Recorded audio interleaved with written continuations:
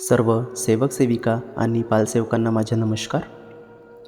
तर आजच्या व्हिडिओमध्ये आपण पाहणार आहोत की मानव धर्मामध्ये भगवान बाबा हनुमानजीची प्रतिमा हवन करताना पूर्वमुखीच का ठेवली जाते, त्याबद्दल आपण थोडक्यात विश्लेषण आजच्या व्हिडिओमधून जाणून घेणार आहोत। बघा, या मार्गातील सेवक हवन करताना बाबा हनुमानजीची प्रतिमा पूर्वमुखी ठेवतात आणि हवन करणाऱ्याचे तोंड पश्चिमेकडे असते।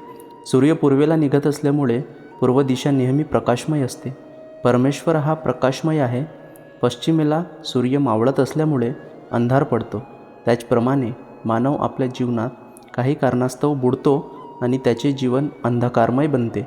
दुःखी मानवाचे जीवन बुडू नये, त्याच्या जीवनात अंधकारमय वातावरणाऐवजी प्रकाशमय वातावरण निर्माण झाले पाहिजे। या दृष्टिकोनातून त्याचे लक्ष नेहमी समोर असलेल्या प्रतिमेकडे म्हणजेच भगवंताकडे असले पाहिजे आणि भगवंताकडे पाहिल्यास त्याच्या मनाची एकाग्रता तयार होऊन एक लक्ष, एक चित्त, एक भगवान मानल्यास तो त्याचे जीवन प्रकाशमय बनवू शकतो। मानवाने मानवासारखे वागावे हाच खरा या धर्माचा हेतू आहे।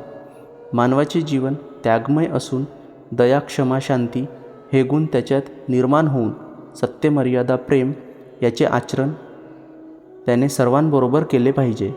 हीच या धर्माची शिकवण आहे आणि हाच खरा मानव धर्म आहे। या मार्गाचा सेवक हा कोणत्याही देवदेवतांपेक्षा कमी नाही, किंबहुना तो श्रेष्ठच आहे, हे बाबांनी सिद्ध केले आहे।